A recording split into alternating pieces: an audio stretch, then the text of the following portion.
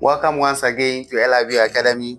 Now we are going to look at the second law of indices, which is also called the quotient law, right? So what exactly is this quotient law? The quotient law, all right, before I tell you the quotient law, maybe you did not get the chance to watch our previous video. Let me take you. We already dealt with the product law, right? You can check that out either on YouTube or TikTok, right? So the product law, we said that for the product law, if we have two numbers which are multiplying, they have the same basis, like let's say 2 to the power 2 multiplied by 2 to the power 3. Since we have the same basis 2 and 2, we can just take one of the base, then we add their power. So 3 plus 2 giving us 5, right? That's basically the product law. You can check that video out. So now we are dealing with quotient law. What is the quotient law? The quotient, as the word applied, we are talking about division here. That if you have, let's say, e to the power m divided by e to the power n.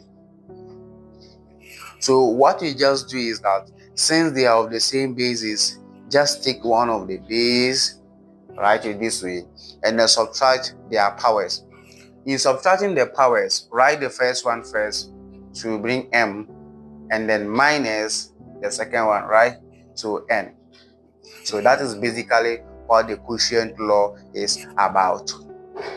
So now that you've gotten a hint about the quotient law, one thing you also know is that a to the power m divided by a to the power n can also be written this way: a to the power m over a to the power n. So if you see any terms like this and they are in the same basis, you can just go ahead and say, oh, let me write my a, and first of all, my first power, which is at the top, to come, and then followed by this, which is n. Now let's start some practical examples. And before that, do you agree with this? Let's say I have from our previous video, we learned that indices is just a simple way of representing numbers that are multiplying in this way, right? So we have a by a by a by a. We can also write this by taking one of the base, right? So 1, 2, 3, 4. So to the power 4. Just adding the powers. We take one of the base and we add the powers here. Power 1, power 1, power 1, power 1, so 4. So the same, we can do the same for the denominator.